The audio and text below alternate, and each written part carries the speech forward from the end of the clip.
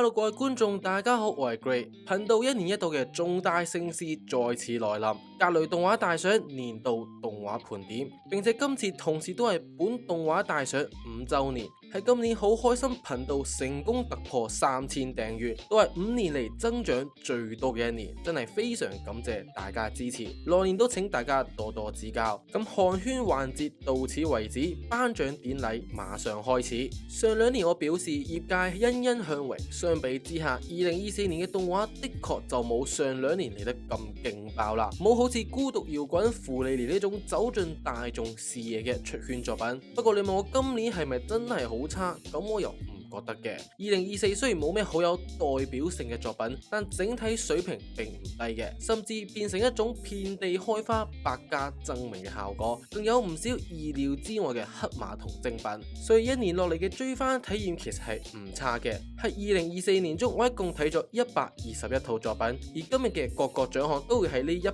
121套作品中選出。咁首先按照慣例，等我先講下格雷動畫大賞嘅規則啦。該動畫大賞會將獎項分為5大類：音樂、角色、製作、雜項同埋題材，以及每一季選出當季最佳動畫，最後再喺4套動畫中選出年度動畫。參賽名單如上述所講，就係我有睇嘅121套作品，最後都冇出現嘅作品，好遺憾，可能係我冇睇或者我自己唔太中意啦。2023跨年動畫以及今年10月嘅半年番都具備獲獎資格，但好似芙莉蓮呢一種上年已經稱霸大部分獎項嘅年度動畫，喺部分獎項下就冇辦法再次獲獎啦，敬請諒解。而為公平起見，喺部分獎項中 TV 動畫同劇場版將會有所區分，因為製作上嘅規格不同，進行比較都係有所唔公平且冇意義。電影淨係會包括2024年內喺香港上映或者有登陸串流平台嘅作品。當一個獎項有眾多有力競爭者嘅時候，就會有提名環節，並且會盡量將獲獎者分散，減少一套作品過於壟斷嘅情況，以及喺該大賞中新作會比續作稍有優勢，因為唔少續作喺過往都已經奪下耀眼嘅成績。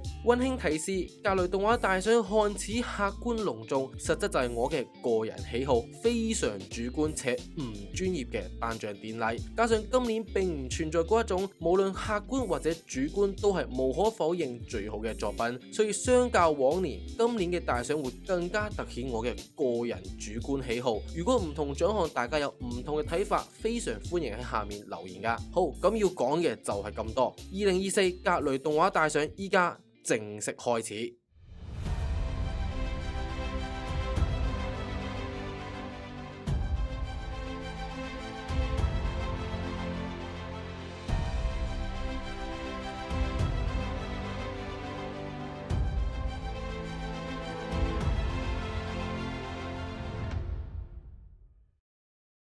首先，我哋就以音樂開啟本年度頒獎典禮嘅序幕。近年動畫中嘅音樂唔單止有咗更廣泛嘅認受性，而我都發現觀眾對於動畫音樂都有咗更高嘅要求。對於作品背後，不論係創作音樂嘅人，又或者係負責監管音樂嘅音響監督，都有咗更多嘅關注。畢竟好多時候，作品嘅表現能唔能夠去調動觀眾嘅情緒，能唔能夠將觀眾帶入作品嘅情緒流，音樂都有住舉足輕重嘅地位。貧窮動畫可以靠住音樂絕地反擊，好嘅動畫可以靠音樂再次升華。當意識到呢一點，就唔能夠唔再去重視佢啦。按照傳統，今年依然係以最佳片頭曲、片尾曲2個熱門且備受矚目嘅獎項開始。2個獎項我都會以歌曲、歌詞、畫面以及同作品嘅契合度作為基準進行評估。2024年度最佳片頭曲有以下提名：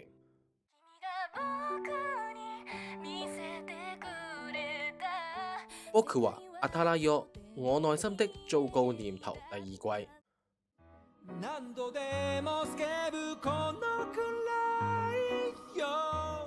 怪獣サカナクッション地，關於地球的運動。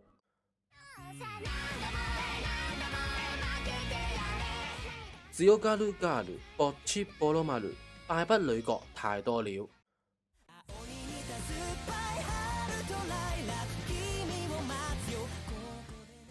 Lilac Mrs. Green Apple 失憶頭部。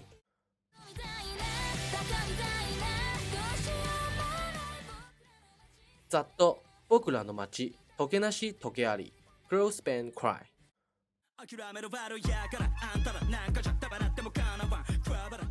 音の毛 Creepy Nuts 膽大黨。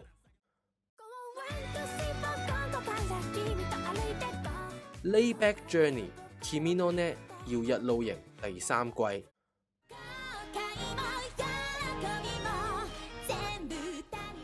Recorder True 吹響吧上低音號第3季。2024年度最佳片頭曲係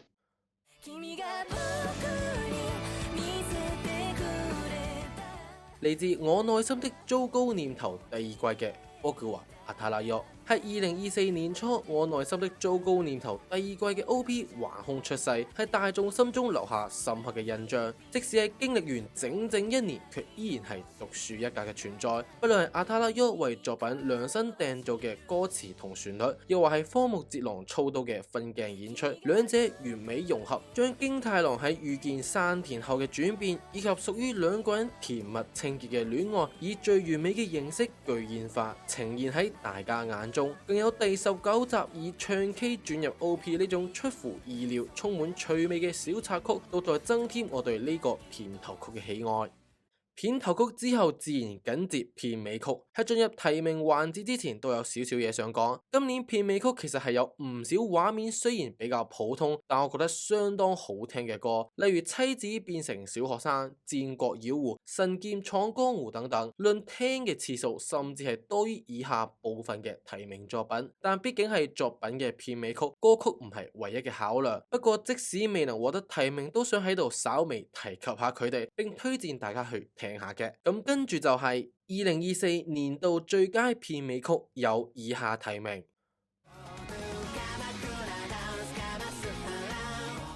鎌倉 Style ぼっちぼろ丸擅長逃跑的殿下。編集點正木深夜パンチ。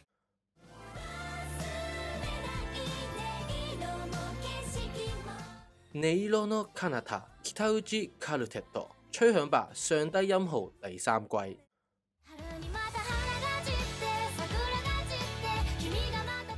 春まがいメゾンデス feat. IUNITY NIDO 他來自繁星第2季。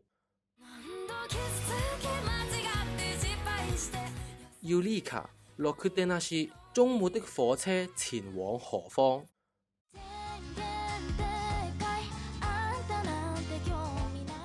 あんたなんてリリア亂馬1/2。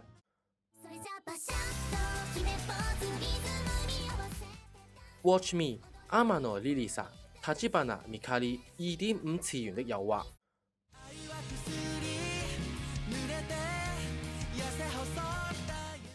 愛は薬ワッチ藥屋少女的獨語。2024年度最佳片尾曲係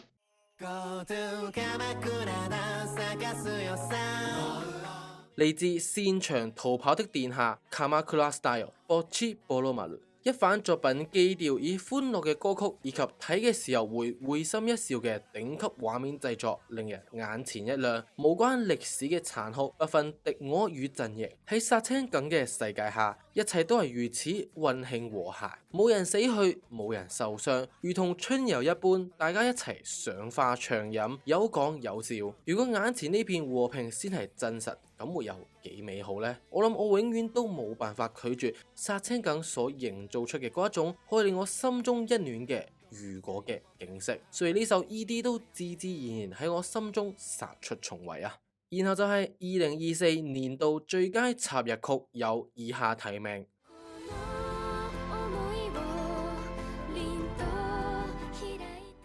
若斯少女的獨語思い咲く時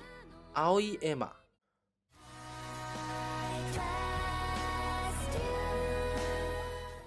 Re 從零開始的異世界生活第3季 I Trust You Emilia。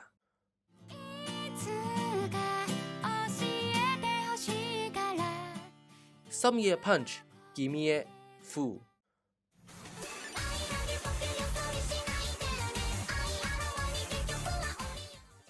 我推的孩子第2季 Pop Into B Komachi。2024年度最佳插曲係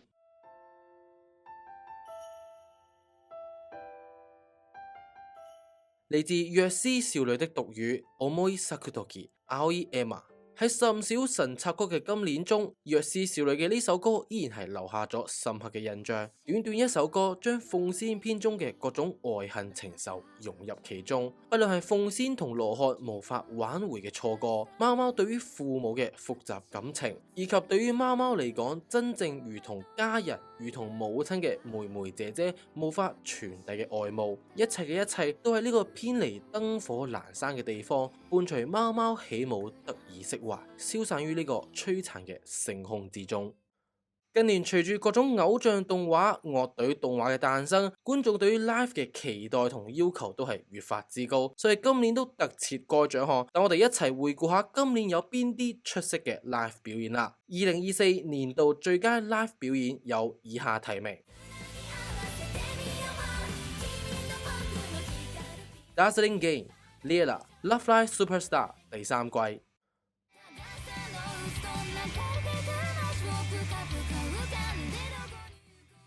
視界の隅朽ちる音新川崎 Girls Band Cry。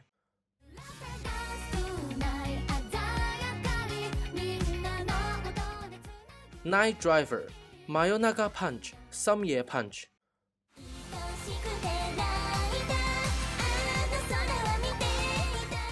揺れ恋ゆららかうたた寝休み夕暮れ夕日聲優廣播的幕前幕後。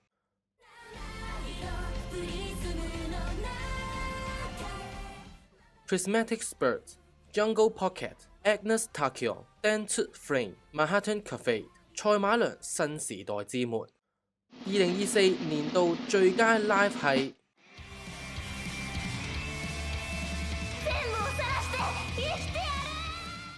嚟自 Girls Band Cry 由新川崎括號暫定所獻唱嘅《視界の隅朽ちる音》。冇錯，對於我嚟講，GBC 中我印象最深刻嘅 live 表演，既唔係13集嘅命運之花，亦唔係11集嘅空白與宣泄，而係呢首次團甚至都未成型，仲係以新川崎暫定呢種如此糟糕嘅名，只有3人喺地下 live house 嘅一場表演，熱烈嘅氣氛、樂器與歌聲震動住呢個小小空間。喺呢度，佢哋直面自己，將內心嘅吶喊化為歌聲，將過去嘅傷痕化為力量。喺呢場 live 中，我或許感受到咩係真正嘅搖滾。此時此刻，呢個空間就係屬於3位少女嘅全世界，並喺我心中留下無法消卻嘅爪痕。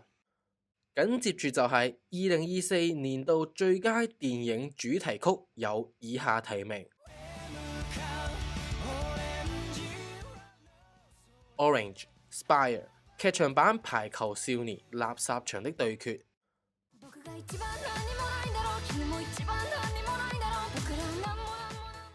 なんもないメソンデス feat. 星町水星佐久間成為星星的少女。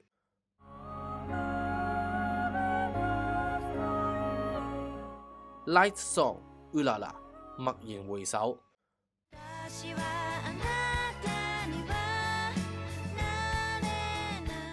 相思相愛愛子名偵探柯南8萬美元的5零星。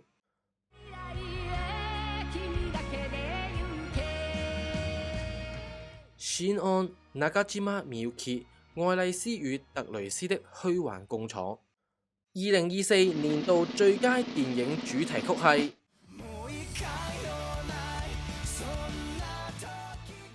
嚟自排球少年劇場版垃圾場的對決 Orange Spire。所謂排球就係網嘅呢一邊都係夥伴，但網嘅另一邊或許都唔見得係你嘅敵人，因為烏野同陰區就係如此嘅關係。我諗應該冇比亦敵亦友更適合形容佢哋嘅詞語，而呢首 Orange 就係將呢一場宿命對決時，球員又好，觀眾都好，將佢哋嘅心情真摯地咁樣傳遞咗出嚟，已經無分輸贏，只係想享受呢一場冇辦法重嚟嘅比賽中嘅每一分每一秒。如果可以，真係希望呢一場比賽可以永無止境咁持續落去。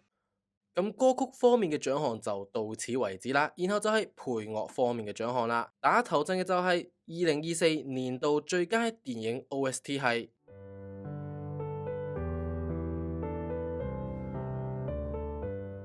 驀然回首 Haruka Nakamura。我對音樂嘅專業並唔了解，所以我只能夠講出一啲好主觀、好膚淺嘅評價。但如果要我去形容驀然回首嘅 OST，咁我第一時間諗到嘅形容就會係真摯。或許冇咩好宏大嘅感覺，或許冇咩令人記憶猶新嘅旋律，但當中所流露出嘅就只係純粹令我內心感到溫暖同一絲無法忘懷嘅憂傷。但呢一份溫暖同憂傷，卻正正就係最適合驀然回首嘅旋律。我哋都將背負住無法忘記嘅傷痛，繼續堅持落去，因為我哋想去記住嗰份曾經嘅熱愛同溫暖。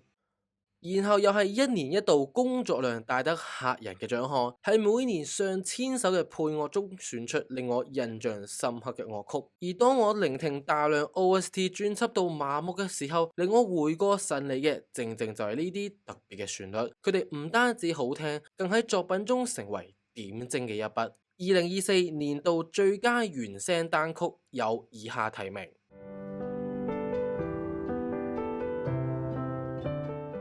：Final One Haruka Nakamura 驀然回首，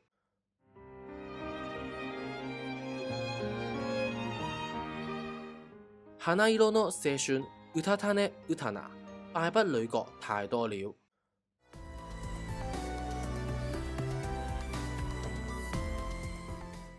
末班列車前往何方 Main Theme 十林美穗末班列車前往何方。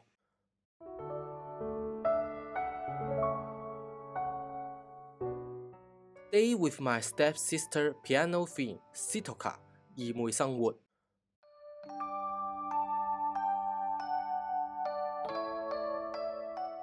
Gumu piano version 森泉プニル是可愛史萊姆。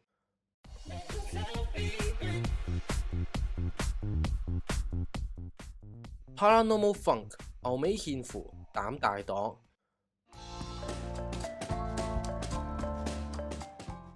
Gimme Gimme Slow Version Tape 樂深夜 Punch。The Dangers in Our Heart 牛尾憲輔我內心的糟糕念頭第二季。2024年度最佳原聲單曲係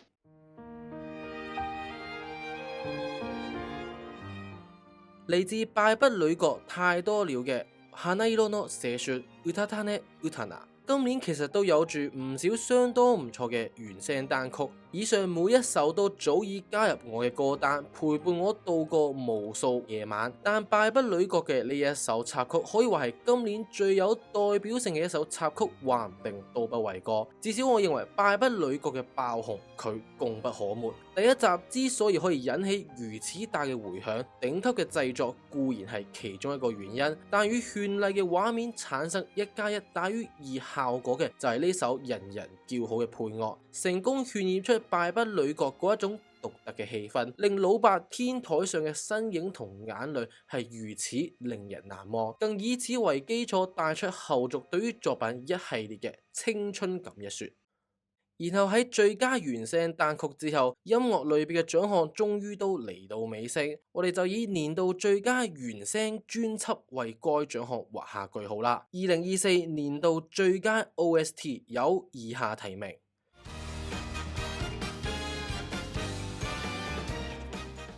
敗筆女角太多了うたたねうたな。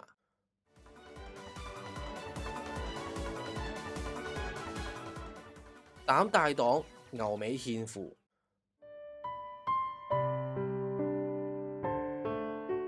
失憶頭部谷谷之樹山崎寬子。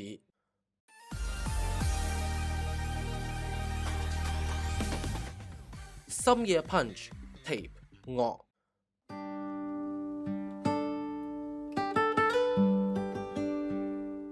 悲喜餘生谷谷之樹。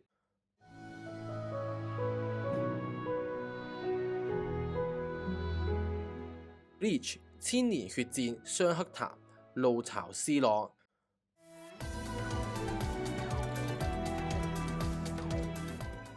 中午的火車前往何方？十林美穗。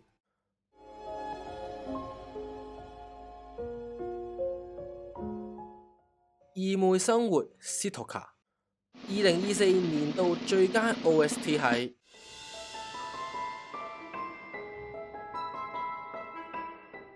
膽大黨牛尾憲輔。牛尾憲輔可以話係每一年配樂獎項嘅長駐選手啦，每一年穩定且出色嘅產量，不得不感嘆屬於佢獨一無二嘅才華。而且牛尾憲輔最強嘅武器就係變換自如嘅風格，由惡魔人到我內心的糟糕念頭，作品風格跨度之大，都能夠應對自如嘅作曲能力。正因如此，好似膽大黨呢一種涵蓋各種元素嘅大集繪劇情，同牛尾憲輔就堪稱天作之合，係可以令牛尾憲輔盡情揮灑才華嘅媒介，由懸疑到癲狂到催淚，再到清潔愛情，全部都不在話下。而當中使用古典樂嘅發想，更加係令人為之讚嘆。如此意料之外，卻又如此合理。不得不講，我認為膽大黨成季中有唔少地方都係靠住牛尾嘅音樂，一下子將成個氣氛帶咗出嚟，直接將觀感拉高咗幾個境界。因此喺我心中，今年嘅最佳 OST 係屬於膽大黨嘅。好，咁以上就係今年音樂類別嘅所有獎項啦，唔知大家感覺如何啦？喺進入下一個類別嘅獎項之前，我哋按照傳統就嚟頒發今年年度盤點嘅第一個季度最佳作品啦。2024年嘅1月冬季新番係特別嘅，因為與其話為2024年拉開序幕，佢更加似一個2023年嘅延續。因為本身當季嘅新作都稍顯乏力，反而係2023年10月連播落嚟嘅各大半年番撐起咗半邊天。芙莉蓮、藥屋少女、不死不運、香格里拉完全係霸佔咗絕大部分嘅討論度。不過喺度要事先講明，芙莉蓮由於上年已經係年度動畫，所以將冇辦法再次獲獎啦。而其他上年有提及嘅作品，例如不死不運、藥屋少女都要稍稍讓步啦。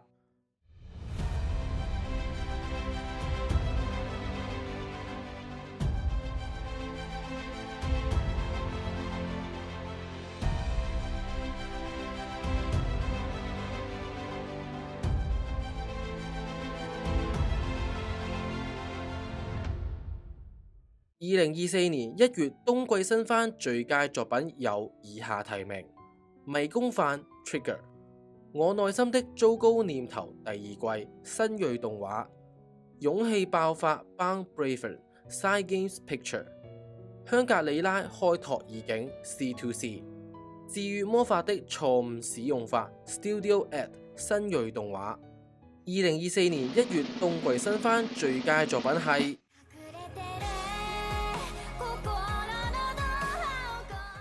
我內心的糟糕念頭第二季。所謂愛情故事嘅核心，莫過於對於兩個角色之間戀情嘅刻畫。然而喺如今工業糖精橫行嘅時代，噱頭早已大於對感情嘅描寫，忽略愛情故事嘅本質嘅描寫已成為常態。而我內心的糟糕念頭卻放下噱頭，回歸本心，循序漸進嘅情感堆疊，對於角色心境改變嘅刻畫，呢段戀情究竟係如何影響住彼此？由結果嚟講，我內心的糟糕念頭可以話以堪稱近年純愛天花板嘅姿態喺全國範圍內獲得一致好評。事實證明，只靠噱頭而冇對故事嘅內核進行深化，終究只會成為過眼雲煙。想成為經典，從來都只有穩固紮實嘅描寫，別無他法。用心嘅作品，最後終會脫穎而出，深深留喺觀眾心中，化為真正滋潤且治癒心靈嘅愛情故事。好，喺頒發完1月最佳作品後，即將進入角色類別嘅獎項。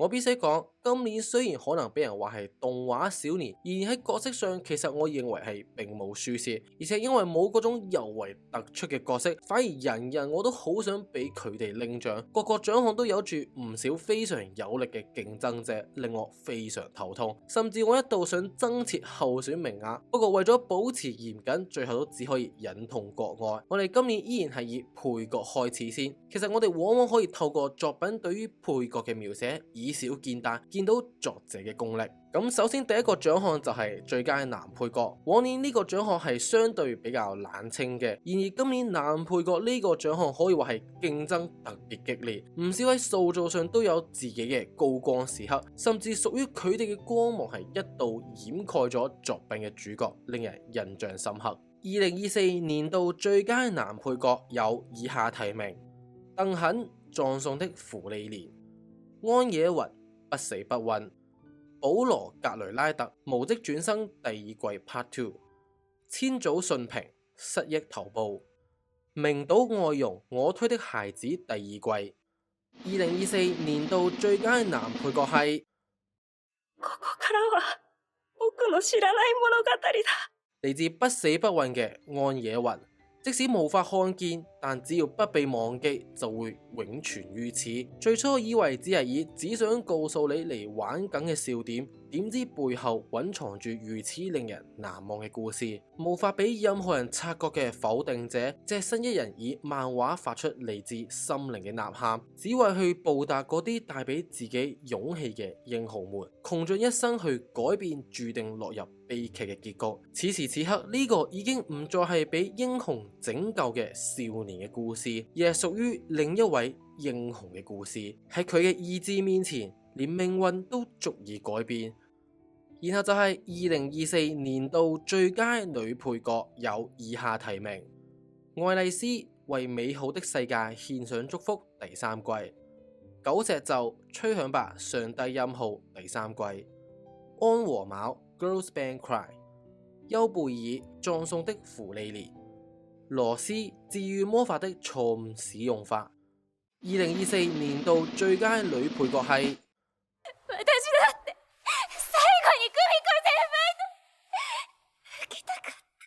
嚟自吹響吧上帝音號第三季嘅久石奏。不語之貓貓拳王相信喺驚吹第三季中係最多人能夠有所共情嘅角色，同目睹九尾子3年嘅觀眾深深連接。小奏就猶如我哋喺作品中嘅替身，為九尾子感到唔甘心，為九尾子感到心痛，都真心期望住九尾子嘅幸福。喺最中意嘅前輩即將離開嘅呢年，得知自己無法上台同九尾子前輩同台演出時都冇落淚嘅小奏，卻喺九尾子落選 Sorry 時候失聲痛哭。佢只係希望九尾子前輩能夠喺最後一年無憾咁樣去實現自己嘅夢想。呢份真摯嘅心情，比作品中任何關係都更令我有所動容。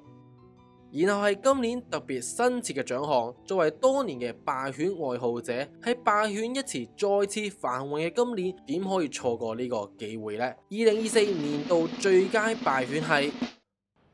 私は友崎のそういうところが好きなんだからね。嚟自弱勢角色有崎君嘅七海心內實。可能會有人問，點解唔係青春之傷嘅初啊？因為初嘅敗犬之路應該係2025年先正式開始。可能會有人問，點解唔係敗筆女角中嘅某啲角色啊？因為敗筆女角中嘅敗犬們，我認為係有敗犬屬性嘅女角色，同傳統意義上嘅敗犬，我認為係有啲分別嘅。而咪咪咪則毫無疑問係今年最深得我心嘅敗犬。明明我唔算太中意有崎君呢套作品，但卻憑藉咪咪咪一己之力榮獲我每年絕無僅有嘅展咩名額，相信都足以去證明我對咪咪咪嘅愛啦。堅毅充滿勇氣嘅心，或許喺作品中不論學業亦或者係運動，甚至係戀愛競賽中，咪咪咪最後都只能夠惜敗收場。但係我心中咪咪咪早已係嗰一顆最耀眼嘅星星，我心中嘅第一名。然後就係每年都會有嘅角色獎項之一年度反派。不過喺我定義中嘅反派唔一定係指壞人，只要係同主角方有立場上或者信念上嘅衝突，我都會直接歸類喺反派。2024年度最佳反派有以下提名：捉你專使擅長逃跑的殿下，諾亞克 Chip 關於地球的運動，守墓的惠澤艾蒙香格里拉開拓異境，沃迪卡姆守龍人拉格納，芙雷雅在地下城尋求邂逅是否搞錯了什麼第5季，佐佐木依姑神選第2季。2024年度最佳反派係誰だ？我を天下に押し上げるのは嚟自擅長逃跑的殿下嘅捉你專使。如果要話逃跑殿下呢套作品目前俾我留下最深刻印象嘅就係非捉你專使莫屬。喺動畫頂尖嘅製作下，捉你專使嗰種充滿邪味嘅違和感，真係有種令人毛骨悚然嘅感覺。唔係嗰種充滿野心嘅搶奪者，都唔係嗰種單純想行惡嘅壞人。嗰種並非能夠以一句惡就去定義嘅黑暗，令人無法睇透，如同深淵一般嘅思緒。我思考咗好耐，或許非人就係最適合形容捉你專使嘅詞語，而呢種獨特嘅非人感就造就咗捉你專使嗰種令人窒息一般嘅壓迫感同恐懼。今年令我眼前一亮嘅反派角色。然後就係屬於可愛生物們嘅獎項啦。2024年度最可愛吉祥物有以下提名：艾米麗香格里拉開拓異境，古利莫轉生為七王子隨心所欲的魔法學習之路，高速婆婆膽大黨，Now 戰國妖狐，歌利亞夜鷹家的大作戰。2024年度最可愛吉祥物係サイラクさん戻ってこないですわ。嚟自香格里拉開拓異境嘅 Emily。首先恭喜 Emily 蟬聯個獎項。喺上年我就話我非常中意 Emily 嘅 Des 話口癖，以及佢同山勒之間嘅嗰種互動。如今再加上場外兩個人結婚嘅事實，令兩人之間嘅互動再添一番滋味，更加係甜上加甜，已經有種老夫老妻嘅感覺。只可以話將個獎項頒發俾 Emily， 我基本上係毫無遲疑，壓倒性嘅可愛。今年可以話係妹妹角色再次掀起一番熱潮嘅一年，只因今年巧合咁誕生咗好幾位人氣相當高嘅妹妹角色，令骨科再次偉大，人們終於明白帶有血緣關係嘅魅力所在。2024年度最佳妹妹有以下提名：周防有希不時輕聲地以俄語遮羞的鄰座艾莉同學，溫水佳樹敗筆女角太多了，袁上英深夜 punch， 法林迷宮飯，諾倫格雷拉特無職轉生第2季 Part 2。2024年度最佳妹妹係嚟自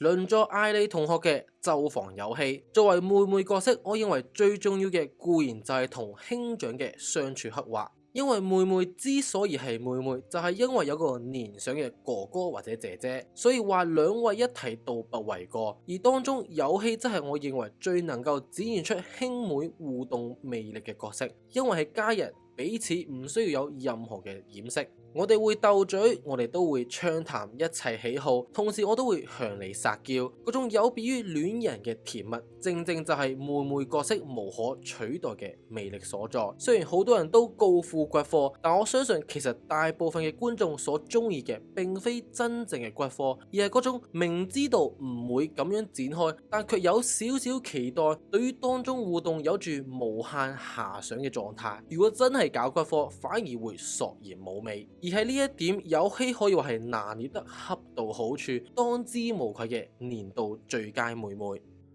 好啦，咁角色類嘅獎項進行到依家都即將進入高潮，首先就先進入主角環節啦。作為作品嘅靈魂，到底今年又有邊啲令人印象深刻嘅日劇之主呢？不過我都想喺度講明，最佳男女主角唔係單純嘅老婆老公獎，反而相比外表，對於角色嘅刻畫會係更加偏重嘅部分。2024年度最佳男主角有以下提名：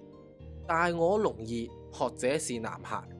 四川京太郎，我內心的糟糕念頭。溫水和焰，敗筆女角太多了。貝爾多爾、貝爾別特、貝爾丘伯特，魔王2099。淺川猶太，義妹生活。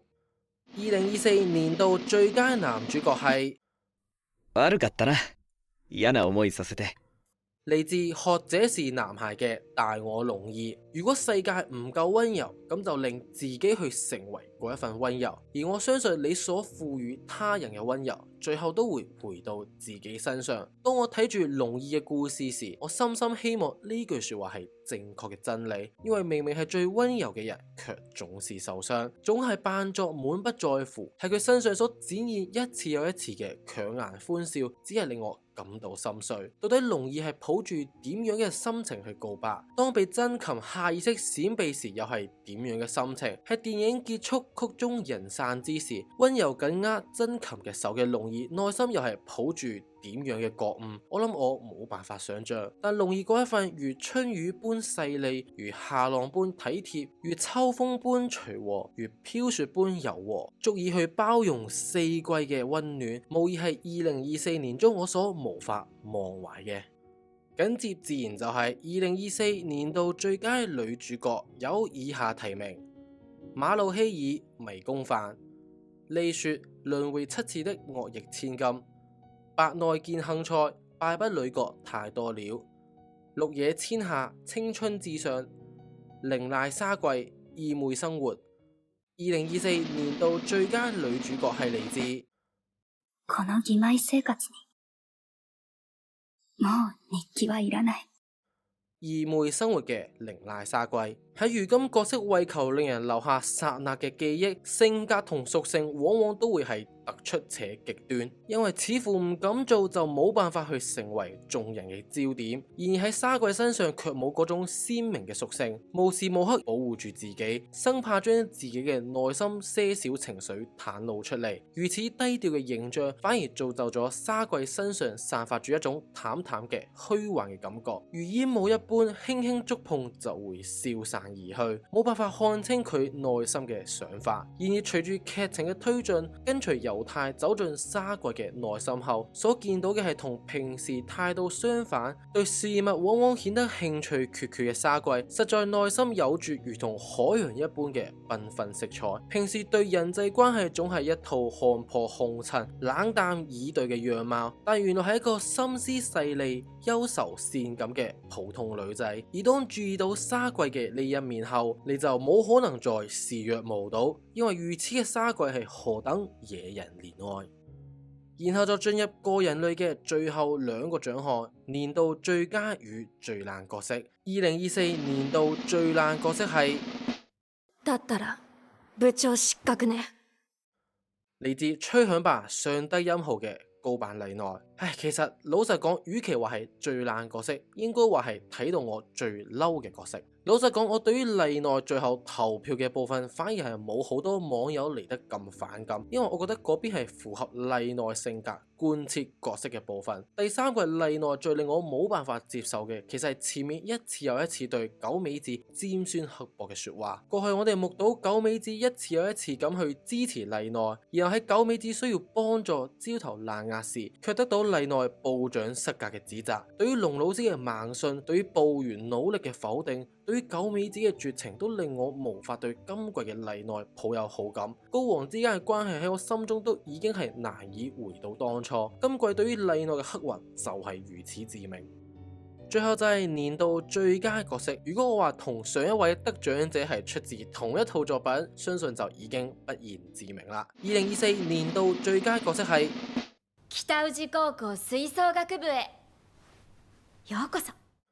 嚟自吹響吧上低音號嘅往前九美子。我對於九美子嘅愛可以話係貫徹勁吹3季，而喺第3季中，不論係為內部四處奔波嘅身影，喺舞台上堅毅踏出一步為真由講說話嘅身影。當部員嘅努力被否定時，第一次去反駁麗奈嘅身影，一次又一次激昂人心嘅演說。今季九美子身上有數之不盡令我心動嘅瞬間。曾經如同水母一般隨波逐流嘅少女，如今卻喺面對眾多抉擇之時，佢唔再依附於他人，而係憑藉自己嘅意志做出能夠令自己唔會後悔嘅選擇。而我諗呢個就係成長。有人吐槽最後吹響嘅係真由嘅上低音號，而非九美子嘅。然而各位俾明日香前輩指出仿如上低音號一般嘅少女，屬於佢自己，屬於佢人生嘅上低音號，早已係我心中吹響。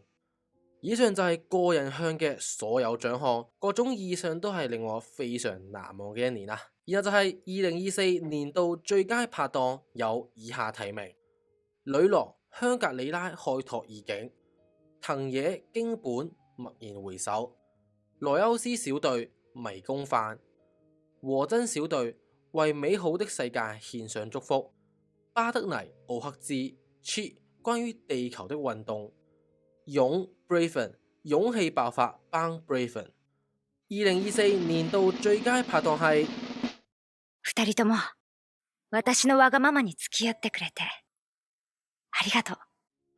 嚟自香格里拉開拓意境嘅女郎。我實在非常中意女郎三人組之間嘅互動，俾人一種真正朋友情誼嘅感覺。有咩會迫不及待想去同對方分享，想睇下對方有咩反應。然後嗰種毫唔客氣嘅損友感，平時會互相鬥嘴、互相諷刺、嘲笑對方，反而突顯三個人之間嘅關係親密。因為呢一切嘅互動都係建立喺對彼此嘅了解，以及三人之間無需言明嘅信任。可以話喺互助同互損嘅程度同場合拿捏得恰到好處，望住佢哋就會令我諗翻起高中時期同朋友一齊打機嘅時光，嗰種純粹嘅快樂可以話係一生人嘅寶物啊！然後就係每年都備受矚目嘅獎項之一，2024年度最佳 couple 有以下提名：視川京太郎、山田杏奈，我內心的糟糕念頭；淺川由太、綾瀨沙貴，二妹生活；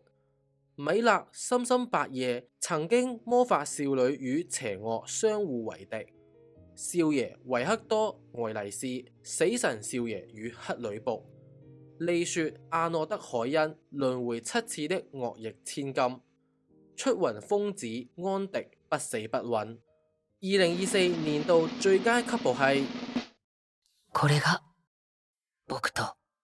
私の戀心。嚟自我內心的糟糕念頭，視川京太郎、山田杏奈。喺櫻井老師嘅筆下，我哋見證兩個人由相遇到有所好感，到相互暗戀，再到互為伴侶。京太郎為咗追上嗰道憧憬嘅光，自卑嘅佢內心無數次嘅掙扎，最終學會去接納自己心中唔完美嘅自己。而山田就係由一個總係自輕、害怕受傷嘅人，變得自信，並且學會自愛與愛人。喺呢個過程中，唔單止只係對彼此嘅愛意加深，同時係去面對自己，學會愛自己嘅試煉。最初可能會認為只不過係陰沉宅男與校花戀愛嘅幻想故事，最後卻發現其實係相似嘅兩人相互守護住，默默陪伴住，暗生情愫後，兩人最後互表心意，彼此走出困惑，走向未來。然後就嚟到角色類嘅最後一個獎項啦。每一年我都將呢個獎項放喺最後，都係因為我認為如何平衡巧妙咁構建出作品中一切角色之間嘅關係同塑造，喺帶出作品基調同時不失趣味，其實真係一件相當有難度嘅事情，係好考驗作者嘅功力。故此2024年度最佳全體角色有以下提名：迷宮飯、公主殿下拷問時間到了，不死不運，香格里拉開拓意境，失憶頭部。2024年度最佳全體角色係早くまた一緒にご飯が食べたい。迷宮飯。喺九井老師所創造嘅呢個世界中，一切都係如此細膩且縝密，彷彿真正存在嘅世界一般，亦因此當中種族各異、性格各異嘅角色，好似真係存在一般。然而，不論係咩種族，不論係點樣嘅人，就無可避免需要進食。迷宮飯就係如此巧妙地運用食物，將故事嘅一切都以進食呢個習以為常嘅日常事件維繫住一班萍水相逢嘅人，因一餐飯而認識彼此，從而展開對每一個角色嘅描寫，對每一個角色於迷宮中嘅慾望嘅展示。對於牽掛嘅人，我哋會話真係好想同你再食一餐飯；對於嗌緊交嘅對象，我哋會話不如食餐飯先講啦。每一個人、每一段時間、每一段緣分，始於食飯，都終於食飯。或許所謂人際關係就莫過於此。我對當中以食物所帶出嘅角色塑造與關係沉迷不已。咁以上就係角色類別嘅所有獎項啦。我唔否認他人評論今年係動畫小年，但喺角色上我始終認為係冇辯約一說，唔少獎項都令我糾結不已。然後跟住又到頒發季度最佳作品嘅時候啦。2024年4月新番可以話係真正意義上為2024年拉開帷幕，同時都係我認為今年喺熱度同討論度都係斷崖式最高嘅一季，不論好壞都係引起咗眾多激烈嘅辯論，相當熱鬧，絕對唔會令人感到無聊，話係最能夠代表2024年嘅一季動畫都不為過啊。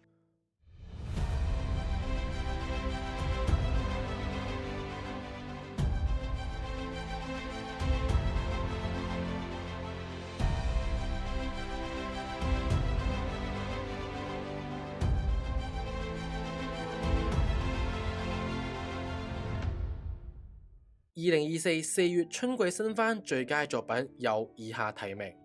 失憶頭部 MAPPA、Girls Band Cry 東映動畫、怪人的沙拉碗 Synergy SP Studio Comment、吹響吧上低音號第3季京都動畫、鬼滅之刃處訓練篇 Ufotable。2024年度4月春季新番最佳作品係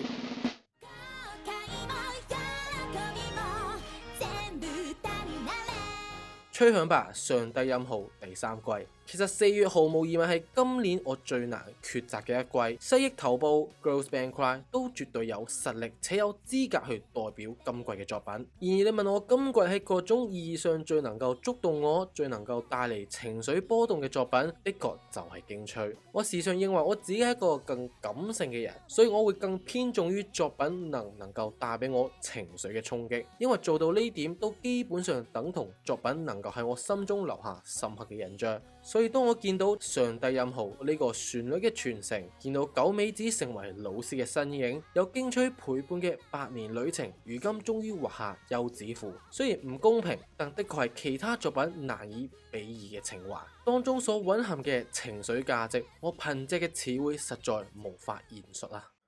好，咁今年年度盤點嘅進度都已經過半啦，緊接就嚟到製作類別嘅獎項啦。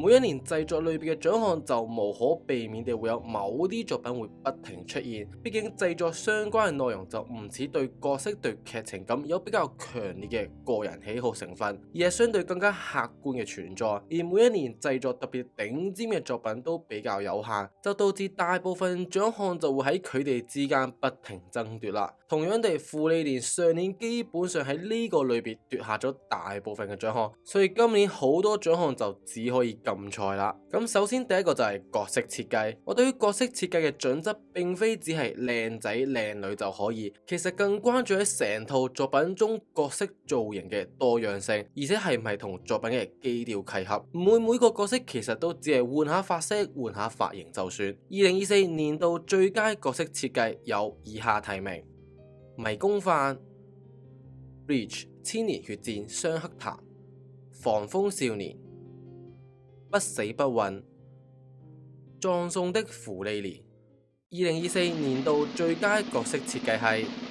迷宮飯如果話世界觀係迷宮飯嘅主食，咁當中嘅角色則毫無疑問就係令主食得到升華嘅靈魂醬汁，兩者都秉承九井老師嘅細膩風格，渾然天成一般嘅完美融合。每個角色由性格到造型，由種族到習性，基本冇重複嘅元素，全部都係獨一無二、精心設計。而當見到唔同角色喺唔經覺嘅部分展現出佢哋生活上嘅一啲小細節同習慣時，總會令我會心一笑，但同時又會覺得係合情合理，並讚嘆九井老師令人拍案叫絕嘅想像力啊！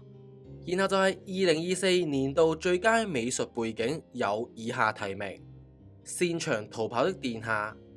吹響吧上帝音號、曾經魔法少女與邪惡相互為敵、無職轉生第二季 Part 2、迷宮飯。2024年度最佳美術背景係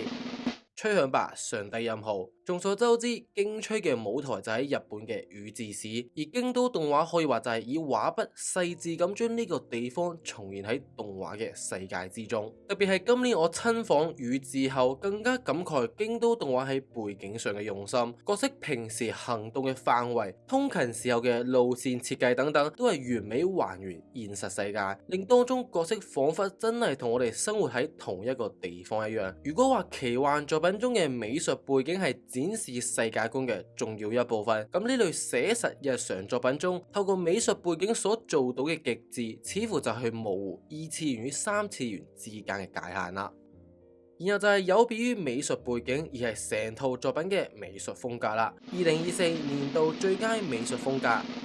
擅長逃跑的殿下。如果話今年喺 PV 階段就已經令我發出哇一聲嘅驚嘆嘅話，就一定係擅長逃跑的殿下。作品整體所呈現出嚟嘅色彩可以話令我眼前一亮，一睇就已經散發咗一種強者嘅氣場。近年好多作品雖然都係色彩豐富，但總會有種好油膩嘅感覺。舉例就會類似今年嘅輪迴七次，又或者青春之傷，我都會有少少呢一種感覺。但殿下嘅色彩就真係只可以用驚豔嚟形容。繪本一樣鮮豔絢麗嘅同時，卻絲毫唔油膩，不失清爽，百看不厭，相當舒適。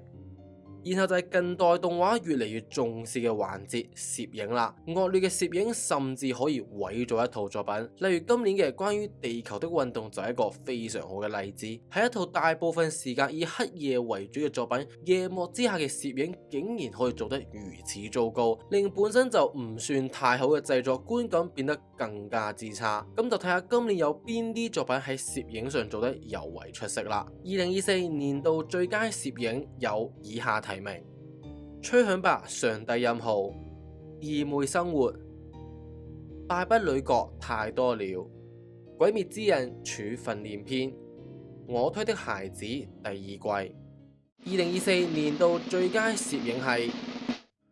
二妹生活。正如我頭先所講，唔好嘅攝影可能會毀咗一套作品，但相反，好嘅攝影話唔定可以令作品嘅觀感產生質變。二妹生活絕對就係一個活生生嘅例子。二妹生活嘅製作絕對係稱唔上好，甚至畫面出現崩壞都不在少數，而就係靠住別有用心嘅攝影、唔同光影嘅運用，從而去達到去營造氣氛以及表達角色心境嘅效果，最大程度去掩蓋作畫上嘅不足。實際效果都的確相當出色，將觀感拉高咗幾個級別，絕對係值得學習嘅範例。然後就係2024年度最佳演出有以下提名：擅長逃跑的殿下、膽大黨、敗筆女角太多了、失憶頭部、物語系列第外季 and 第怪季。2024年度最佳演出係物語系列。只可以話物語系列即使時隔多年再次回歸，就算新房已經退位做總監督，轉由吉澤翠接手，但屬於物語系列一脈相承嘅演出風格依然係不變嘅。將如此大量嘅文本量、如此雜亂冗長嘅對話轉變成動畫後，透過各種天馬行空嘅演出去豐富畫面，唔係只係單純嘅 PPT 角色對話，以唔同嘅表現手法去呈現文字所想傳遞嘅信息，令表達變得有趣。就算只係睇住幾個角色對話成集，都絲毫唔會沉悶。呢個就係物語獨一無二嘅魅力。我都相信只有 Sharp 能夠完成西美老賊作品動畫化呢項不可能嘅任務。跟住落嚟嘅獎項就係2024年度最佳改編，有以下提名：二妹生活、敗筆女角太多了、失憶頭部、亂馬1/2、膽大黨。2024年度最佳改編係二妹生活。我曾經講過，日常系輕小說其實係最難改編嘅，因為呢類原作實際上故事所發生嘅事件並唔特別，側重喺角色嘅心理描寫上。而心理描寫可以話係小說容易去發揮嘅做法，但喺動畫反而相當困難。全部做出嚟勢必會非常冗長，但刪去心理描寫，只係重現事件，就更加會得不償失，令故事猶如白開水一般。近年嘅例子都可以話係數不勝數。所以話如何將小說中大量嘅心理描寫改編成合適動畫嘅呢個媒介，就係最大嘅難題。而二妹生活可以話係交出咗近乎完美嘅答案。製作組大膽咁大刀闊斧將幾乎所有支線故事刪去，犧牲其他配角，將所有焦點都集中喺兩位主角之上，將故事改編成只屬於兩人嘅故事，甚至原作中本身一啲我自己唔太中意、有所爭議嘅部分，竟然都喺製作組嘅妙手改編之下變得容易入口，真正意義上嘅取其精華去其糟粕，之後再以唔同形式嘅意象表現、光影嘅運用、配樂嘅氣氛上嘅營造，從而係營造出角色嘅心境，以此去最大程度重現小說中嘅角色心境，同時唔需要將大量心理描寫一一用台詞嘅形式去表達。呢種極端嘅改編思路可以話係充滿風險，但卻有所奇效。不論係猶太或者係沙龜，最後喺角色塑造嘅豐滿程度，都係絕大部分輕改作品觸所不及嘅程度。而呢一切都係歸功於改編之上，又係一個值得學習嘅範例啊！然後就係2024年度我最喜愛聲優，有以下提名：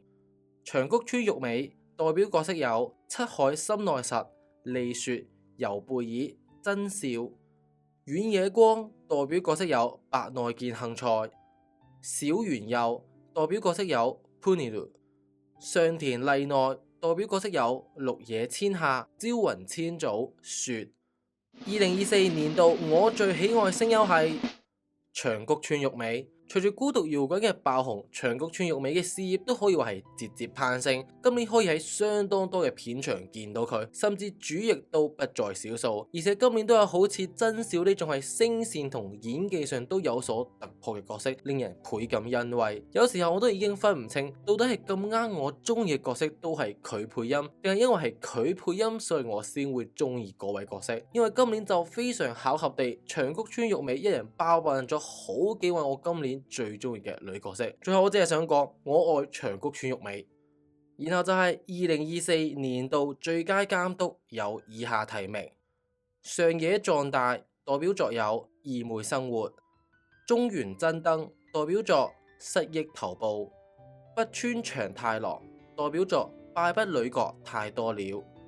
赤城博昭，代表作我內心的糟糕念頭；山代豐我，代表作膽大黨。2024年度最佳監督係上野壯大，冇錯，又係二妹生活。但我實在諗唔到唔俾上野監督嘅理由，因為我認為上野監督可以話係2024年中創造出動畫奇蹟嘅人，或者話係令我見到動畫更多可能性嘅人。近年有好多俾大家大力稱讚嘅監督，的確佢哋嘅作品可謂面面俱全，但同時都無可否認，佢哋作品所擁有嘅資源都相當豐富。強力嘅團隊令監督腦內天馬行空嘅一切想法都能夠得以重現，而二妹生活則絕對係有別於此。倒不如講喺作畫水平上就真係只有中下水平。喺如此貧瘠嘅資源下，仲要去拍好一套如此細膩嘅作品，真係非常考驗監督嘅實力。實際上經費少而做得好嘅喜劇我見過唔少，然而經費少而做得咁有氣氛嘅文藝片，不得不講我真係第一次見。二妹生活嘅動畫中，監督將自己對角色嘅理解轉化為畫面，然後表現出嚟。難怪連原作仔嘅三河老師都表示自己俾製作組徹底征服。如此成品可以見到上野監督對作品嘅認真嘅態度，以及充分展示佢嘅實力。對呢個監督最大嘅讚美係咩？我相信就係我已經期待緊佢嘅下一套作品啦。上野監督喺二妹生活所展現嘅才華，無疑證明佢就係一個大人才。難以想象佢仲要係初次監督，未來可期嘅超級新星啊！好啦，製作類嘅獎項都已經嚟到尾聲啦。2024年度最佳電影製作有以下提名：驀然回首 Studio Durian、賽馬娘 Pretty Derby、新時代之門 Side Games Picture、劇場版排球少年垃圾場的對決 Production IG、愛麗絲與特雷斯的虛幻工廠 MAPPA。2024年度最佳電影製作係驀然回首 Studio Durian。雖然驀然回首喺片長上係比較短，但係呢1個鐘唔夠嘅時間中，我哋所見到嘅係手繪作畫無可取代嘅魅力，大量嘅背景作畫而非使用 CG 建模，令人深感佩服。而喺角色上，真能見到製作組對於作品嘅愛與用心，對於每一個角色細微嘅小動作同細膩嘅表情變化刻畫得相當傳神，確切將當中嘅情緒傳遞俾熒幕前嘅每一位觀眾，搭配好聽又恰到好處嘅配樂，觀影時好似真係置身其中，與藤野京本一同經歷時間嘅變遷，目睹咗4季嘅變化。只可以話驀然回首電影之所以評價如此之高，原作水平之高固然係一部分，而動畫各方面頂尖嘅製作都絕對係功不可沒。喺戲院所目睹嘅每一分每一秒都如同藝術品一樣。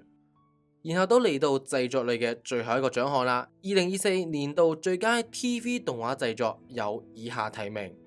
擅長逃跑的殿下 Cloverworks、膽大黨 Science Saru、失憶頭部 MAPPA、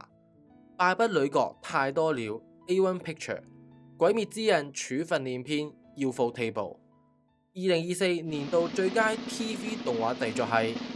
擅長逃跑的殿下 Cloverworks。殿下優秀嘅製作相信係有目共睹，而且並非嗰種偶爾一兩段動作戲先晒一波作畫，而係基本上全程都保持一個相當優秀嘅作畫水平。比較日常部分嘅作畫都好細膩，除此之外演出上都有相當多嘅變化。第6集嘅時候更有好似紙雕動畫咁特別嘅表現手法，基本上每個幾集都會有啲天馬行空令人眼前一亮嘅演出作畫。唯一嘅缺點可能就係部分 CG 比較生硬，但整體我認為喺2024年中都係屬於相當頂尖嘅水平。梅原班依家真係品質保證啊！咁以上就係製作類別嘅所有獎項啦。年度最爛公司，因為今年我認為冇邊間公司特別差，就連 P9 今年都有唔錯嘅表現，所以我就 cut 咗呢個獎項啦。然後就嚟到雖然熱鬧程度不及4月，但都有住唔少優秀作品嘅7月新番啦。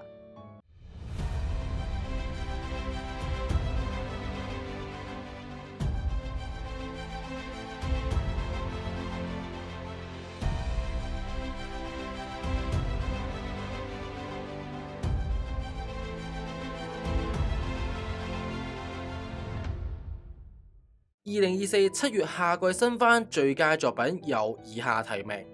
敗筆女角太多了 A1 Picture、二妹生活 Studio D、深夜 Punch PA Works、艾孤島消失的甜甜歌姬 Studio Outrigger、我推的孩子第2季動畫工房。2024 7月夏季新番最佳作品係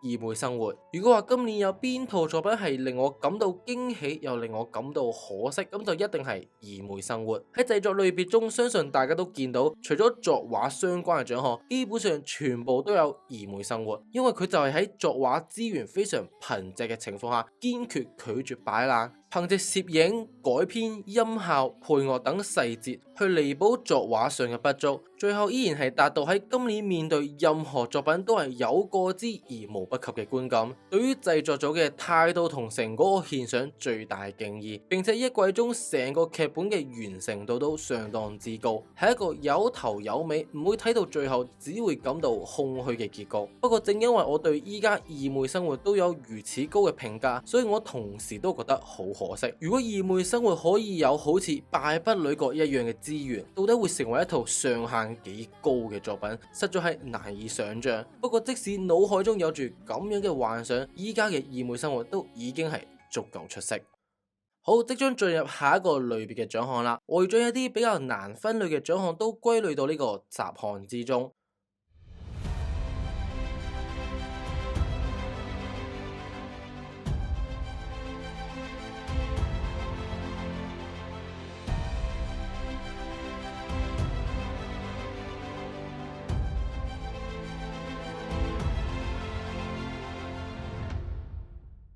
雖然雜項呢個名聽落好似唔係咁好聽，都比較隨便，但當中都有住唔少我係非常重視嘅獎項，敬請期待。首先第一個就係年度打鬥，我要先講明呢度嘅打鬥並非單純打戲嘅作畫優劣，都包括呢一場打戲當中所包含嘅情緒喺觀看嘅時候能唔能夠去感染觀眾。2024年度最佳打鬥有以下提名：城鎮宇 vs 伊格利特，我獨自升級；女郎小隊 vs 守墓的惠澤艾蒙，香格里拉開拓異境；萊歐斯小隊 vs 炎龍迷宮飯；安迪瘋子安野雲利普拉朵拉巴克斯 vs 文秋不死不允；鬼殺隊柱 vs 無慘鬼滅之刃柱訓練篇；芙莉蓮費倫 vs 芙莉蓮複製體葬送的芙莉蓮。2024年度最佳打鬥係嚟自香格里拉開拓異境嘅女郎小隊 vs 守墓的惠澤艾蒙，一連幾集嘅對抗，見證三個人一步一步去拆解各種招式，極限地去揾出攻略法。嗰種對於遊戲嘅熱情同認真，雖然並非關乎性命嘅戰鬥，然喺緊張程度卻與其他打鬥相比係有過之而無不及。加上最後田中宏記所負責嘅最後一集，賞心悅目嘅作畫，再將觀感拉高一個境界。然後最後一轉抒情，係惠澤艾蒙嘅嗰一句贏得漂亮後殘破不堪嘅盔甲伴隨花瓣消散於空中。Rihanna 所獻唱嘅片尾曲響起，剎那牽起惠澤艾蒙嘅手，屬於過去嘅兩人凍結嘅時間再一次流動，一同走向未來。明明我對佢哋嘅故事一無所知，但卻莫名被感動。或許就係因為緊繃精神後嘅放鬆變得特別感性，所以先會覺得呢一幕如此動人。所以我都認為該戰係正如我頭先所講，係一場作畫好又有強力感染力嘅打鬥。2024我印象最深刻嘅打戲。然後就係年度失望作品啦，要講清楚先。失望作品並唔一定係爛，作品最後成品可能唔差，但就係同最初我嘅期待有所出入。2024年度最失望作品有以下提名：夜晚的水母不會游泳、小市民系列、Cheat 關於地球的運動、露奶子虎視眈眈、漩渦。2024年度我最失望作品係 Cheat 關於地球的運動，擁有可以爭奪年度最佳潛力嘅作品，最後竟然落得如此地步。作為原作讀者，只感到深深嘅憤怒同不甘。關鍵嘅場面從來都唔會好好重現，貫徹始終嘅惡劣攝影，路徑依賴嘅閃光彈特效，毫無突破嘅分鏡演出，甚至喺觀看嘅過程，因為畫面長時間過於暗淡無光，變得相當折磨同沉悶。喺作品嘅改編同製作上，我感受唔到任何嘅熱情。唔少人可能會話，其實都唔係咁難睇啫。咁單純係因為原作本身就係極為優秀，動畫並冇做出咩加分事項，倒不如講只有減分。令我諗起當年藍色時期又係如此可惜，有一次咁出色嘅作品，可遇不可求嘅原作未能得到應有嘅動畫化。咁講完失望，跟住就講下今年嗰啲出乎意料嘅作品啦。今年嘅黑馬賽區其實係相當激烈，因為都有唔少一開頭根本就無人問津嘅作品，結果佢有相當唔錯嘅觀感。實際上以下6套提名作品都係今年我睇得非常開心嘅動畫，都好推薦，如果錯過咗嘅觀眾不妨去嘗試下。2024年度黑馬有以下提名：潘尼遼士可愛史萊姆、2.5次元的誘惑、治癒魔法的錯誤使用法、轉生為第7王子、公主殿下拷問的時間到了、怪人的沙拉碗。2024年度黑馬係2.5次元的誘惑。最初有幾多人認為該作就只係低配版嘅戀上換裝娃娃，點知隨住更多嘅集數放送，後續嘅故事對於角色更多嘅描寫，令到作品由最初嘅賣肉定位一轉變成關於夢想嘅熱血王道作品。實際上對於角色嘅描寫的確係唔差噶，有對於夢想嘅掙扎，對於自卑而討厭自己嘅 coser， 而其中特別係阿莉亞同父親嘅故事，以作品如子女呢一個觀點作為出發點，同真正嘅子女作為呼應，將兩個相似又唔完全相似嘅點好好咁樣串聯起嚟，編寫出一個相當完整嘅故事，完全係最初睇2.5次元嘅時候完全冇預料過嘅事情啊！然後就係每年最佳作品嘅另一面，最爛作品。對於我嚟講，一套爛嘅作品其實唔係佢劇情幾唔合乎邏輯，或者佢嘅角色有幾咁崩壞，而係無聊。我最怕嘅其實就係無聊嘅作品，睇完後既唔感動又唔憤怒，毫無情緒波動，只有時間已經默默流逝咗。而今年俾我呢一種感覺嘅作品都真係有唔少嘅。2024年度最爛作品有以下提名：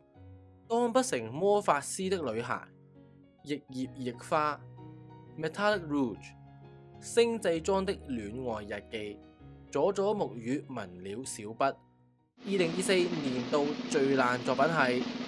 當不成魔法師的女孩。雖然有睇該作嘅人應該唔多，但呢個簡直係不知所謂嘅作品，無聊嘅劇情、意義不明嘅陰謀，角色嘅關係同成長都描寫得生硬強行，睇到最後依然係一頭霧水、空虛無比。成套作品如果要我用2個字嚟形容就係空洞，又喺結尾仲夠膽整一個好似有下一季嘅伏筆，一季都已經睇到你講故事嘅水平幾災難，根本就唔係俾多1季就可以玩夠嘅事情，俾多10季你都冇意思啦。然後又係一個我自己比較重視嘅獎項，先唔講係唔係神回先啦，畢竟依家神回呢個似乎已經係變得有少少貶義嘅成分，就當係今年優秀嘅單集啦。而好嘅單集對於一套作品嘅重要性遠超你嘅想象。實際上2024年中的確有好多我印象好深刻嘅單集，導致今個獎項嘅提名係相當多，係今日提名最多嘅獎項。本身都想適當刪減少少，但最後我實在一個都唔想割捨，因為佢哋就係當提到2024年嘅時候，我會最先諗起嘅幾集動畫。2024年度單集有以下提名：香格里拉開拓異境第18集、潘尼遼士可愛史萊姆第7集、深夜 Punch 第4集、膽大黨第7集、鬼滅之刃處訓練篇第8集、失憶頭部第11集、無職轉生第2季第22集、二妹生活第9集、Girls Band Cry 第8集、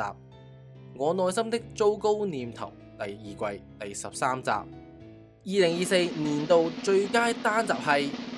失憶頭部第11集，以千祖心中嘅高牆作為開始，全集將所有焦點都放喺千祖身上，並以流暢嘅作畫以及密集嘅畫面信息量貫徹始終，將千祖嘅心路歷程以及心中想忘卻嘅事物展現喺觀眾眼中。嗰份內心嘅掙扎與痛苦，我討厭棒球，但千祖信平係一個騙子，實際上只係害怕失敗，只係想去逃避。實際上對於棒球喜歡得無可救藥，嗰句係時候揾翻曾經自豪嘅自己，猶如子彈一般深深擊中我嘅內心。千祖所面對嘅高牆早已係不足畏懼，今次嘅棒球要同大家一齊勝利。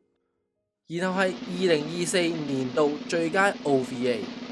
海賊王 Fans Letter， 毋庸置疑嘅得獎者。海賊王呢個 OVA 可以話係2024年中必須要睇嘅作品之一，就算你唔係海賊王嘅 fans， 都強烈建議去睇下。連已經好耐冇睇 One Piece 嘅我都睇到淚流滿面，重燃想去睇 OP 嘅衝動。短短20分鐘，自由奔放，充滿夢想與殘酷，由製作到故事嘅完整度，連貫且一氣呵成嘅情緒流，堪稱教科書一般。喺海賊王故事越發宏大嘅時候，我哋卻忘記咗喺呢個群雄逐鹿嘅世界中嘅凡人，又係過住點樣嘅生活。而呢個 OVA 就係訴說住海賊王世界觀下嘅凡人，以另一個視角去描寫嗰場改變多人命運嘅頂上戰爭。戰爭嘅殘酷一覽無遺，即使喺如此實力至上嘅殘酷世界之中，作為凡人嘅我哋都係會繼續掙扎，拼盡一切自由咁生活落去。因為我想繼續見證屬於佢哋嘅故事，即使嗰封充滿感謝嘅信件未能傳達，但嗰份感情，熒幕前嘅你知我知大家知。然後有一個每年我極度重視嘅獎項啦，原創動畫。今年嘅原創動畫我認為係相當唔錯嘅，話題度同品質兼備。相比上年嘅賣高一枝獨秀，今年原創賽區的確係更加百花齊放。作為一個原創愛好者，都可以話係感到幾滿足嘅一年。2024年度最佳原創動畫有以下提名：深夜 Punch、悲喜餘生、艾孤島消失的甜甜歌姬、勇氣爆發 Bound Braven、Girls Band Cry。2024年度最佳原創動畫係深夜 Punch。或許深夜 Punch 唔係之中人氣最高嘅，但佢毫無疑問係最深得我心嘅。明明作為一套原創動畫，但深夜 Punch 可能係成個2024年中有住劇本完成度最高嘅作品。不論係對於 Z 世代題材認真嘅探討，定係將網紅與吸血鬼兩個看似毫不相關元素巧妙咁結合，並做出意料之外嘅對稱，又或者對於網絡生態嘅觀察與重現，從而帶出作品想傳遞嘅思想，再到筆下嘅角色都係如此飽滿與立體，而且喺劇本嘅完成度高嘅情況下，都同時兼備趣味性，係追番體驗上臨近尾聲嘅超級展開，令人紛紛以為要爛尾啦，到最後竟然真係俾佢兜得翻，再嚟一個合情合理嘅收尾，可以話係原創動畫中我期望嘅元素都有被滿足到。喺深夜 Punch 中，我哋所見到嘅唔單止係一套好嘅作品，同時都見到成個製作組嘅用心同態度，呢個係原創動畫中更加難能可貴嘅嘢。然後就係雜項最後一個獎項，最佳動畫電影。不得不講，今年嘅動畫電影真係比較少，香港上映嘅作品唔多，有唔少我自己比較期待嘅，好似山田尚子嘅《你的顏色》，江媽嘅《心之觸碰》都始終冇上映，然後又有唔少係總集篇或者動畫嘅先行放映，呢啲我都冇歸納喺劇場版之中，所以都顯得今年嘅動畫電影賽區係比較冷清，好似嚟嚟去去都係嗰幾套作品咁。2024年度最佳動畫電影有以下提名：驀然回首 Studio Durian、賽馬娘 Pretty Derby、新時代之門 Side Games Pictures、劇場版排球少年垃圾場的對決 Production IG、愛麗絲與特雷斯的虛幻工廠 MAPPA。2024年度最佳動畫電影係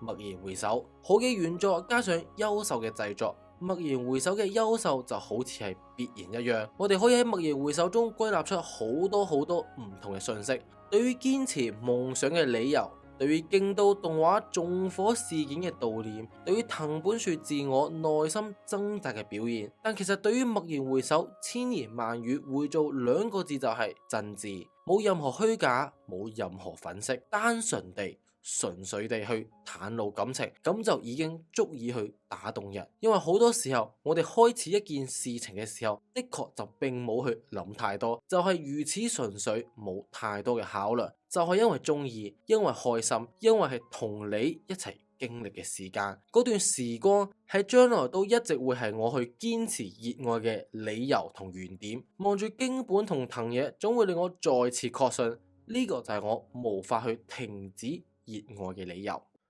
咁以上就係雜項類別嘅所有獎項啦，而我哋都將進入最後一個季度最佳環節。10月整體雖然作品品質唔錯，但喺討論度上的確係今年相對較平淡嘅一季。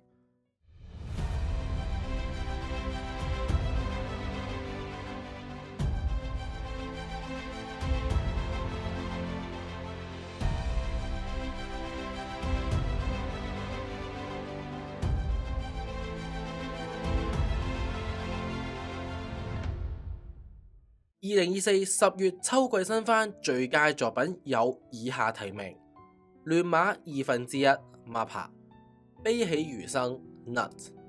膽大黨 Science Saru、Puniru 是可愛史萊姆東寶動畫工作室、魔王2099 JC Stuff。2024 10月秋季新番最佳作品係亂馬1/2。其實今季我都真係猶豫咗好耐，但最後我覺得論我自己睇得最開心同投入，咁的確就係亂馬。高橋老師嘅審美有幾咁超前，相信無需多講，他來自繁星都已經證明咗呢點。而亂馬嘅重置則再次證明經典係唔會過時。MAPPA 今次相當唔錯嘅重置，突顯出打戲嘅張力，以及增添一啲改編，令作品更符合當今嘅審美。作品中對於亂馬同阿卡呢之間歡喜冤家嘅塑造方式，兩人之間嘅關係同距離喺不知不覺中慢慢縮短，看似係大大咧咧嘅無厘頭喜劇，實質對於感情嘅描寫則係高橋老師一貫細膩真摯嘅風格。呢種並非工業糖精一般嘅糖，先係最深得我心嘅，都係我認為戀愛喜劇中真正最重要嘅一環。連感情線都寫唔好，何以自稱戀愛作品啊？好啦，咁我哋就進入最後一個題材類別嘅獎項啦。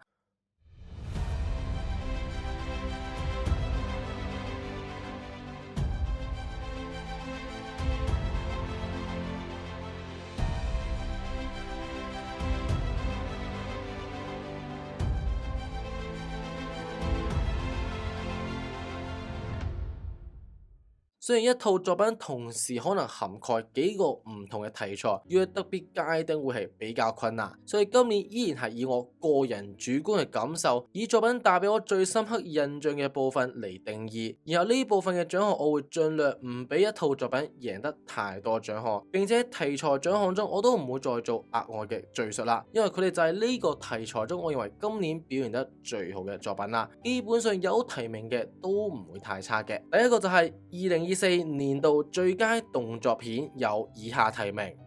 我獨自升級、Bleach 千年血戰雙黑潭、戰國妖狐千魔混戰篇、神劍闖江湖京都動亂篇、鬼滅之刃處訓練篇。2024年度最佳動作片係鬼滅之刃處訓練篇。2024年度最佳喜劇有以下提名：為美好的世界獻上祝福第3季、怪人的沙拉碗、勇氣爆發 Bang Braven、公主殿下拷問的時間到了、小酒館白雪。2024年度最佳喜劇係怪人的沙拉碗。2024年度最佳公路片係龍與新香料。2024年度最佳戒賭動畫動牌。2024年度最慘動畫括號各種意義上係真係超級慘，恰如細雨般的戀歌。2024年度最佳超能力題材有以下提名：膽大黨、不死不運、夜鷹家大作戰、Shine 東京奪還篇、肌肉魔法使馬修。2024年度最佳超能力題材係膽大黨。2024年度最佳福利片有以下提名：憧憬成為魔法少女、魔刀精兵、不時輕聲地以俄語遮羞的艾莉同學、2024年度最佳福利片係《憧憬成為魔法少女》。2024年度最佳異世界有以下提名：《無職轉生》第二季 Part 2、Re 從零開始的異世界生活第3季、治癒魔法的錯誤使用法、為美好的世界獻上祝福第3季、轉生成為第7王子。2024年度最佳異世界係為美好的世界獻上祝福。2024年度最佳懸疑推理有以下提名：約屋少女的毒語、艾孤島消失的甜甜歌姬、鴨乃橋論的禁忌推理第2季、小市民系列、物語系列第愛季 and 第怪季。2024年度最佳懸疑推理作品係艾孤島消失的甜甜歌姬。2024年度最佳科幻片《魔王2099》。2024年度最佳冒險有以下提名：迷宮飯、香格里拉開拓異境、葬送的芙莉蓮、像與劍的魔劍談、戰國妖狐。2024年度最佳冒險係迷宮飯。2024年度最佳日常系作品有以下提名：搖日露營第3季、悲喜餘生、地下城中的人、他來自繁星、Puniru 是可愛史萊姆、Aqua Trip 頂尖惡路。2024年度最佳日常系作品係 Puniru 是可愛的史萊姆。2024最佳職場片係魔法光源股份有限公司。2024年度最佳戀愛作品有以下提名：我內心的糟糕念頭第2季、曾經魔法少女與邪惡相互為敵、義妹生活、死神少爺與黑女僕第3季、聽說你們要結婚。2024年度最佳戀愛作品係我內心的糟糕念頭第2季。2024年度最佳校園類作品有以下提名：敗筆女角太多了、青春之傷、吹響吧上低音號、前輩是男孩。2024年度最佳校園作品係敗筆女角太多了。2024年度最佳運動題材作品係失憶頭部。好，以上就係題材類嘅所有獎項啦。不知不覺今年嘅動畫大賞又已經嚟到尾聲，又到咗最後呢個頒發格雷動畫大賞最後一個獎項嘅時候。2024年度動畫。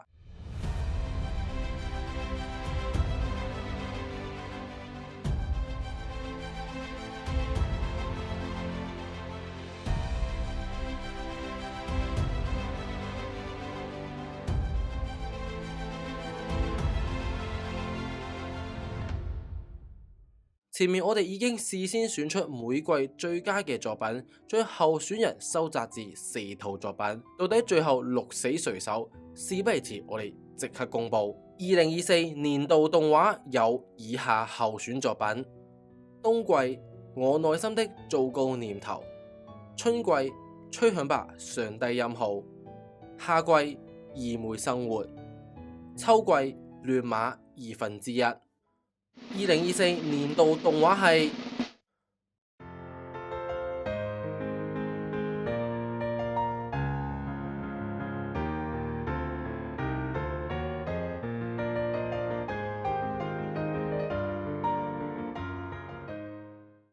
吹響吧上低音號第3季。我明白呢個係充滿爭議會備受質疑嘅選擇，但既然我都將4月最佳頒發咗俾京吹，就容許我私心到底啦，將年度動畫頒俾呢套係我人生中有住特別位置嘅作品。上年我喺天國大魔境同葬送的芙莉蓮之間猶豫不決咗好耐好耐，而今年我就係喺到底應唔應該將年度動畫頒發俾京吹而思考咗好耐。呢個選擇會唔會太主觀太個人。畢竟京吹第3季嘅問題我自己都好清楚，我可以理解批評之人嘅心情。然去到最後，我依然覺得對於我嚟講，今年只可以係京吹。今年所帶俾我最大情緒波動同感觸嘅都只有京吹，一套喺我心中如同指標一樣嘅作品，喺時隔咁多年後終於畫下句號。嗰種重量同意義的確係同一年內其他作品難以去匹敵嘅。2024年對於我嚟講就好似一切都圍繞住京吹一樣。第一次自己做嘅 Mat 有眾多日本觀眾過嚟留言，話俾我聽屬於佢哋嘅感動，更俾尊敬嘅創作者見到得到表揚，令我欣喜若狂。第一次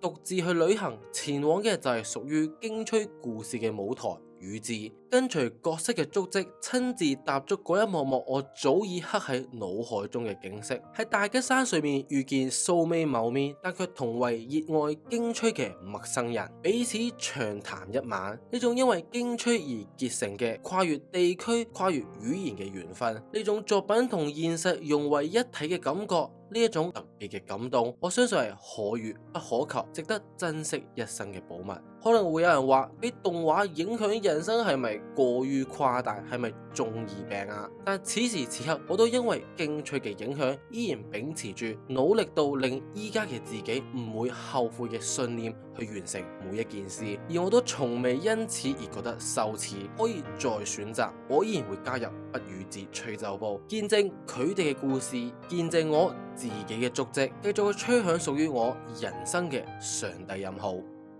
そして私たちの曲は続くのです。好，第5屆格雷動畫大賞圓滿結束。今年因為開始工作做影片嘅時間大大減少，導致拖到依家先出，真係非常抱歉。其實今年我係一度想放棄製作年度盤點，但因為收到一啲一直以嚟支持我嘅觀眾同朋友嘅聲援，我先決定幾辛苦都要完成佢。喺度都好多謝願意睇到最後嘅每一位觀眾，有你哋嘅支持同期待，今年嘅年度盤點先至能夠成功完成。2025年等我哋一齊睇更多嘅動畫，傾一世嘅動畫啦。咁今日嘅影片就嚟到尾聲啦，雖然好攰，但嚟到最後都真係有少少唔捨得嘅。如果你中意呢條影片，記得下面撳力話我聽。今年嘅年度盤點，我自己都認為相較往年係非常主觀同個人，相信有好多獎項大家都唔會特別同意，我都好明白，所以都好歡迎大家喺下面留言話俾我聽，你對於唔同獎項嘅睇法，或者你心目中嘅得獎者。每年年度盤點嘅工程都好大，可以嘅話都希望大家分享俾更多人一齊睇啦。嚟緊我都會製作更多 ACG 相關嘅影片，有興趣就訂閱埋我嘅頻道啦，都可以追蹤我嘅 IG 同 Threads， 我喺上面發放新番資訊以及部分冇機會做成影片嘅動漫評論，仲會分享我追番時嘅即時感想。我哋下次再見，拜拜，拜拜。